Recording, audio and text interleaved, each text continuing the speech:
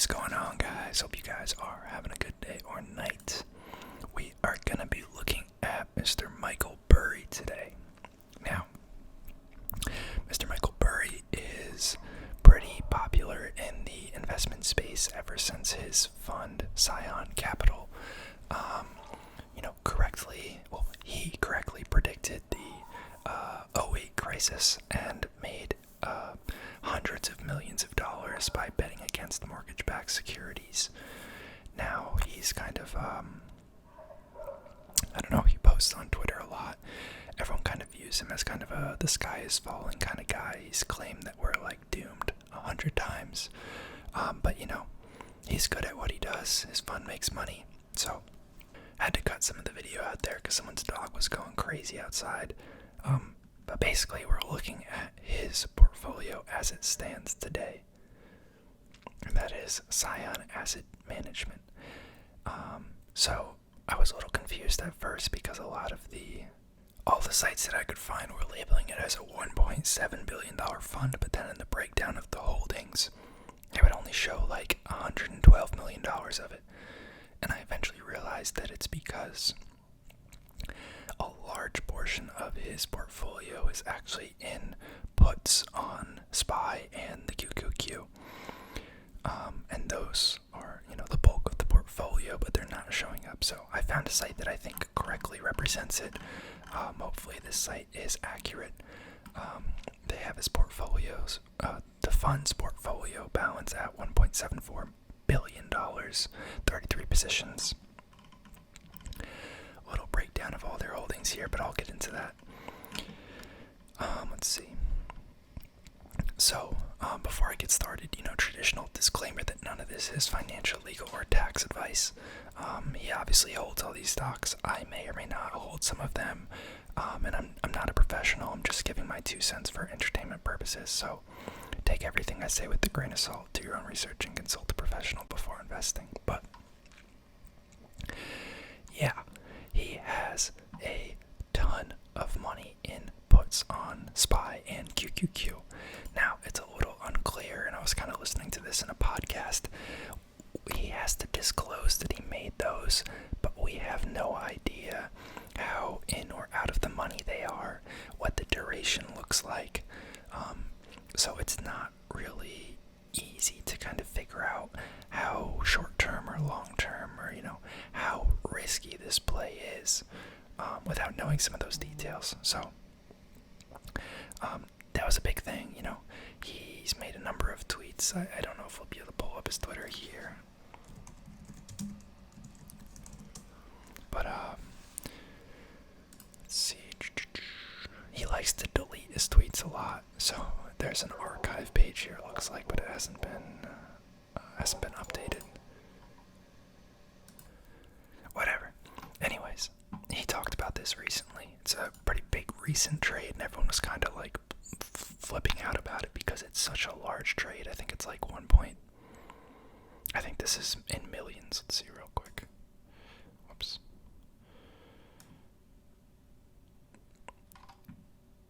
Yeah, so that's shares. Okay. Yeah, so I guess we don't know.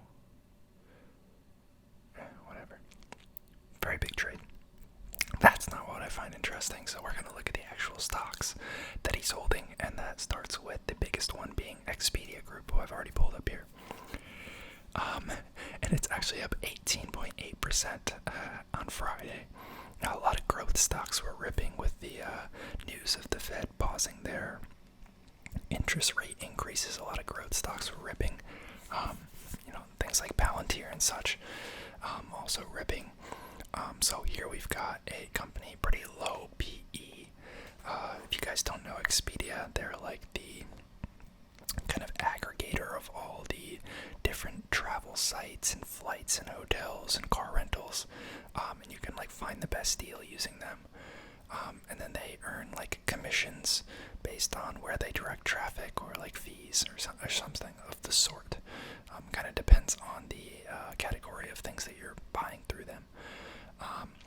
Trading at a pretty low forward PE, short interest of 6.3% to $15 billion company. this is his biggest portfolio. He has like 11 million shares, which is interesting because he's claiming that the stock market is in a really bad spot, and he has got all these puts that make it seem like it's gonna crash. But then he's investing in Expedia, which I would think would be one of the first to go if the economy starts to slip. I mean, you see how volatile it is based on the Friday trading alone. I'm not sure how it's doing on like a month or 6 month basis. Let's see. Okay, well that jump makes up for it. Doing pretty decent this year, I guess. Yeah, pretty rocky though. But yeah, not exactly sure what his kind of angle is with those. Those seem kind of counterproductive to me. Next we have something, Liberty Broadband. I'm guessing this is some sort of like internet infrastructure company. DA. Don't know what the difference in the shares is there. Maybe just the classes. So this is a $12 billion company. I'm not familiar with them. Let's see.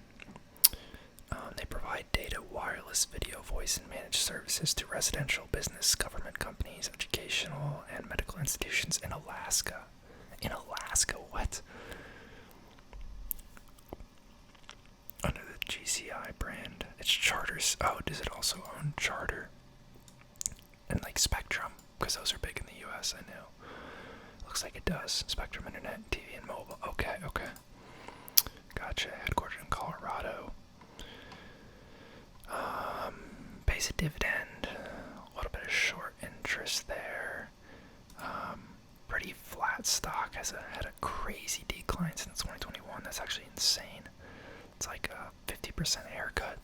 Again, pretty low PE. He's got about 9 million shares of this.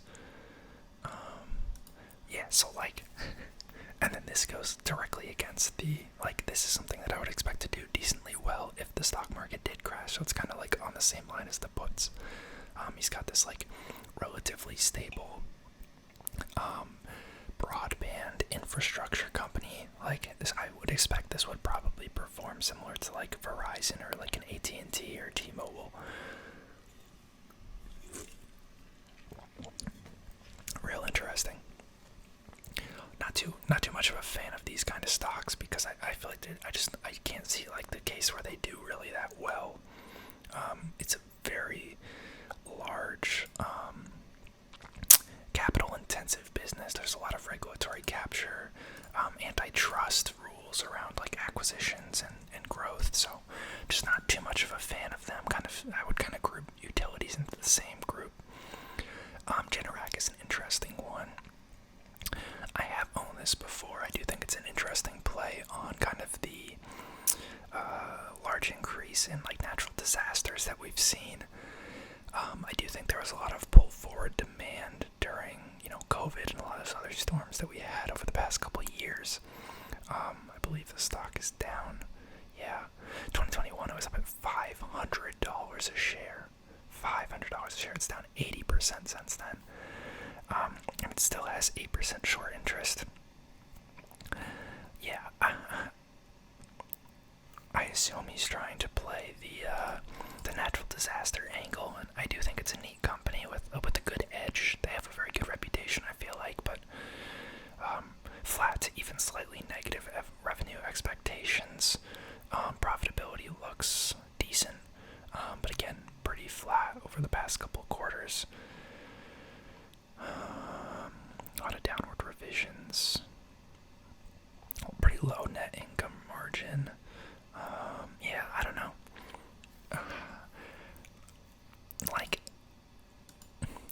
It makes sense that he holds all this type of stuff because it's the type of thing that I look at and I'm like, I could kind of see how that could work, but I just don't know enough or wouldn't be confident enough to actually hold it. And I'm sure he's done the legwork, or someone on his team has done the legwork, and has made a calculated bet on it. So me looking at it and saying that, I'm sure he's got some angle figured out that he's pretty well honed in on, and I am just in the dark. Next, he's got Cigna. $7.7 million shares of Cigna. guys watch my dividend portfolio videos, you guys know I also own Cigna. Big fan of it. Very healthy stock. Let's pull up the macro trends real quick. I just like to use this site because it has, easily, yeah, this is fun. Easily, readable charts and stuff. So if you look at revenue, pretty steady increase. Net income, pretty consistently profitable. Not quite as steady of an increase as the revenue, but the EPS is continually growing, and that is in large part because they're pretty aggressively buying back shares. They're pretty consistent, profitability and relatively reliable premiums, I think is pretty good way to fuel this kind of consistent high single-digit share repurchases, which just increases EPS growth. Apple kind of uses the same tactics. Assets, $150 billion of assets on the balance sheet, total liabilities sitting at about 104. So, decent debt load. It is an insurance company at the end of the day. In terms of margins, not the best margins, but, they haven't been negative. It has kind of been slowly declining. Yeah, I don't know. I think it's an interesting business, and I think that healthcare will just continue to become a bigger and bigger part of kind of lifestyle in the United States. There was some negative sentiment lately around the state of California, kind of moving to some alternative providers for both pharmacy services as well as health insurance, and people were kind of, freaking out, shouting the sky was falling, and that was one of the reasons, Cigna kind of ate crap over here. Let's go shorter time frame here so I can point it out. Yeah, there was this one day, right here, where it went from 288 to 270. It was 290 to 270. $20 a share, pretty big drop for one day. But it's kind of since rebounded. Pretty big decline back here in May too. I don't think I owned it back then. Not sure what that's about, but pays a little bit of a dividend. I believe their dividend growth was decent. Yeah. 1-year dividend growth rate 10%, 5-year average 5%. Yeah. I know a lot of things I like about this. Obviously, I'm biased because I also own it. Kind of in that same vein, we have CVS. CVS is a little bit different because it has Aetna, which is kind of the healthcare insurance space, just like Cigna, but then they also have all of their physical locations. They have a pharmacy benefit manager business, so definitely a bit different of a profile. Doing okay. Let's see, $90 billion company, 3.5% yield. I don't know what their dividend's been like. A relatively small increase. Actually, last year it grew 10%, but relatively low otherwise. Not too much worse than Cigna, though. Yeah, I mean, you guys know CVS. Everyone knows CVS. Not a bad stock, in my opinion. Then we have MGM Resorts. I can't figure out what this guy's deal is. He has all these stable, safe stocks, and then he has massive puts hedging the market as if he thinks it's going to crash, but then he has money in really speculative growth stocks like Expedia, MGM International. So MGM, if you aren't familiar with, they own a lot of resorts and casinos. Looks like it's been doing decent year to date, but yeah, and up 5.27% on the news Friday about rates being paused. Let's see. Operates through 3 segments. They have the Las Vegas Strip resorts, regional operations, and MGM China. Yeah, issues with profitability here, especially during COVID. If we went even further back, I'm not sure I'd do that. I don't like this company. That's so interesting that he has that. Let me know what you guys think in the comments, because I'm kind of, really lost on kind of his angle here on some of this stuff because it seems very counterproductive. Then we have Stellantis. This is an automotive company. They own a lot of brands that you've actually probably heard of that I can't remember off the top of my head, but I just know that. So they own Alfa Romeo, Abarth, Chrysler, Dodge, Fiat, Jeep, Maserati, Ram. Most of these others are abroad. Peugeot. Yeah. So a lot of brands that you know. Again, something that you would think to kind of hiccup, very cyclical stock, that you would think to kind of hit some hiccups if the economy went into a downturn. So interesting that he has them. They've had a pretty steep increase in revenue since COVID. Wow. I'm just kind of surprised by that. I wonder what their, let's look at their macro trends just out of curiosity. I don't think I've ever really looked at their stock. I just have seen it before. I think the first time I heard of it was one of the people that I work with had come from there. And I was like, what is Stellantis? And I looked it up. Let's see. Okay, revenue. Decreasing revenue since 2018. Okay, so COVID actually hasn't been... Okay. COVID was really bad, and then they came back out of it and kind of just went back to where they were. So that Seeking Alpha is a little deceptive. Net income, they've had issues with profitability, not surprised. EPS, similar deal, shares outstanding, pretty flat, no buybacks. 114 in debt, 84, or I mean in assets, 84 billion in debt. Yeah, we've got some negative margins there. Yeah, just not a company that I'd be a fan of. Again, kind of lost on why he owns it. Let's see, Vital Energy. What is this? Is this actual energy stock? It also sounds like it could be the name of like an energy drink. VTLE.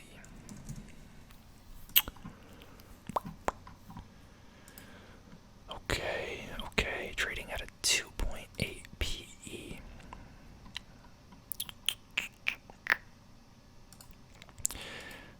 Development of oil and natural gas properties in the Permian Basin of West Texas.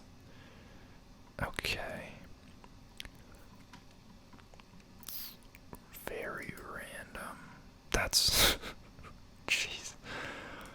Like, stuff like this, 16% short interest. Like, I'm sure he has a good reason for owning this. I couldn't even begin to guess. I guess this is a play on like oil prices or something. I have no idea. Like energy independence, maybe. Yeah, I know nothing about that space, so I'm not even gonna pretend to know what's going on there. Then we have Signet Jewelers. Guessing it's a jeweler. Wild guess, I know, but let's see. 15% short interest again. What is this guy doing? 7.8% on Friday, 10.7% for the week.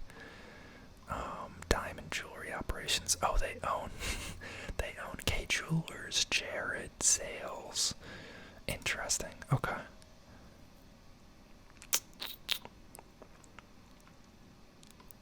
Interesting. Wonder what the play is there, like COVID weddings or something. Like post-COVID weddings, because I know a lot of people who are like having kids and getting married now that COVID's over. Revenue's relatively flat. I mean, pretty good now that we're coming out of COVID, but that surge is kind of gone and happened already. Rough profitability. No real share buyback since pre-COVID. About $6 billion in assets. Pretty high debt load there. Decent margins, I guess, relatively stable until COVID happened. Huh. Interesting. Then he's got some... Are these like preferred shares? What is this? T.PRC. Depository shares for AT&T. Are these preferreds? Yeah, it's just talking about AT&T. I don't know enough about it. Judging, actually, AT&T has always had a big yield. Yeah, shares preferred, Class C, probably. Okay, whatever. Boring. Geo Group.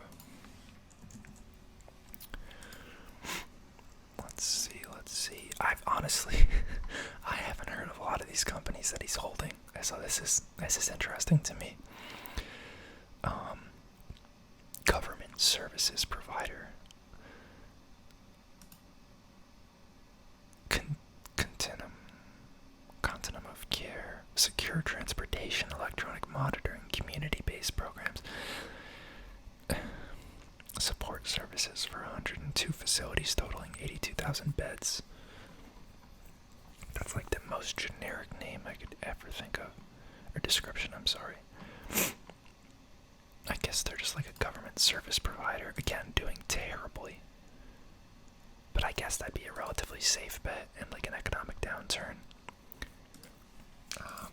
Hopefully this is interesting to you guys. I don't really have a lot to say about a lot of these partially because I've never heard of these companies, and partially because I'm just not sure, what he sees in them. But, you guys were asking for it, so we're gonna take a look at another one here. Just been getting hit hard.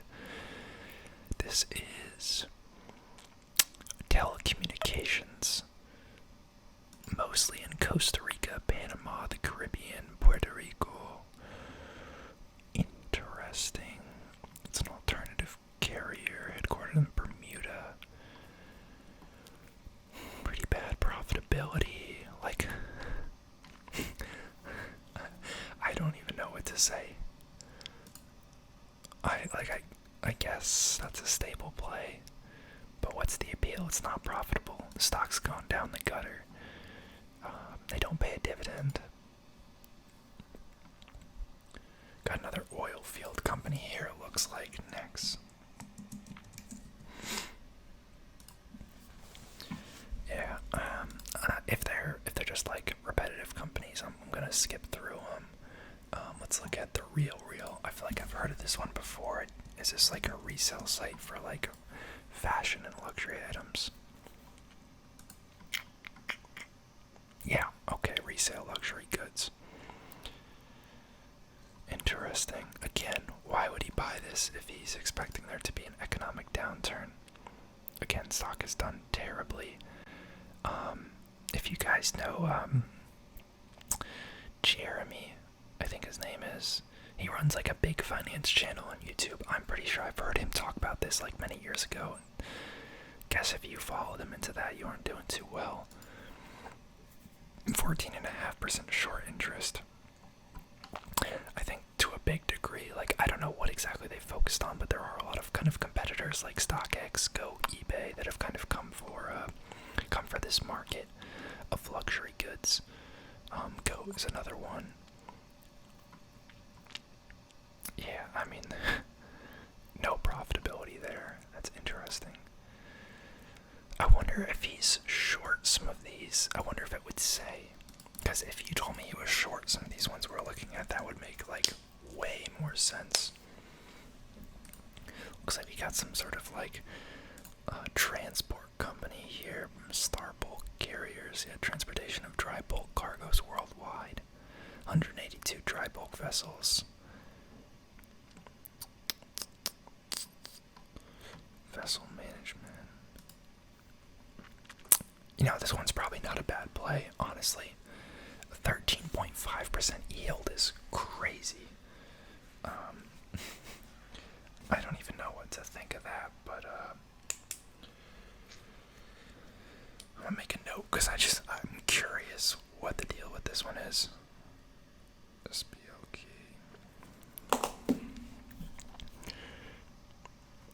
Don't think the dividend yield is staying. Yeah, I mean, anytime there's a dividend yield over like 7 or 8%, it typically means something is wrong with the company. Their earnings have gone kind of down the drain since a lot of the transportation surges around COVID. I don't know if you guys know, but following COVID, the cost for containers, shipping containers across the ocean, as well as like trucking and logistics costs, even for like dray or like short range trucking, went through the roof. We're talking like hundreds of % increase over a 5-year period. We've probably seen it like 10 or 20x depending on where you're shipping from, which is insane. But large demand, not a lot of supply. But I actually don't think this is too crazy of a bet. I mean, it seems like it's gonna get cut. But as far as like transportation and logistics companies goes, like I feel like that's a decent bet, even if the economy kind of goes down the drain a little bit. Let's see, Crescent Energy, probably just another oil company. Let's see. Crude oil, natural gas liquids. Yeah, I'll skip that. Nexstar Media. Why does this sound familiar? Is this just like a real? Do they own like apartments.com? No, not at all. Okay, I'm thinking of a completely different company. ABC. No. It's like a television broadcast company. Huh, okay. It's probably a decent bet as far as recessions go. I'm not personally a fan of kind of these kinds of stocks. Wow, 100% in the past 5 years. That's a pretty good return.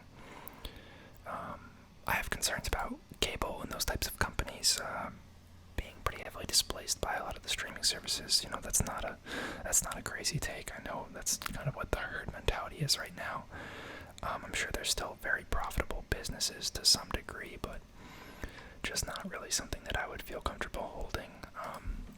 Because I want to be able to hold most of my stocks long term. This might be a similar one here. Another oil and gas company. Interesting that he's kind of spread them across all of these. Yes, a New York Community Bank Corp, local bank, maybe he's playing off of the pretty steep discounts that most local banks have seen following the SVB collapse and some of the like First Republic, those types of collapses. A lot of regional banks have been discounted pretty heavily. I'd say for the most part that's kind of due to, well, one, issues with liquidity and kind of runs on the bank, but also a lot of the assets on their balance sheets, especially if they're have a big focus in commercial real estate. A lot of those values are actually below what they are marked as on the balance sheet, and they haven't really been marked to market, which for a lot of these banks would result in anywhere from like a 20 to 40% write down on a lot of those commercial real estate properties. And without them kind of going in and doing the math, there's no way as an outside investor for you to really know how much it should be marked down on. So people have kind of just stepped away from them as a whole. But you know, some people have kind of been arguing that we've devalued them too much. Say like their value of their assets should be 30% lower, or treating them as if it's 60% lower. Like they're arguing that our treatment of them is not just for the risk that's at hand. Next up we have iHeartMedia. I don't even want to look at that. Hanes Brands, pretty good recession play there. I feel like not too familiar with these two companies. QRTA. And I'm probably just going to look at a couple more of these and then call it a day, because these are getting to be pretty small holdings in his portfolio.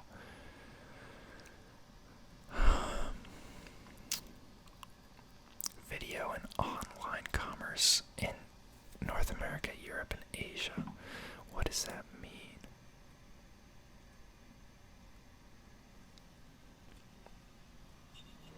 I don't even know what companies they own.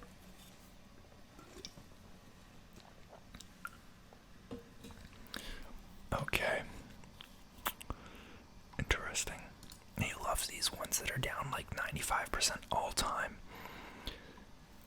He just, I guess, knows how to pick through it and kind of see what is going to come back or what is still a good investment, because his fund's actually done pretty well.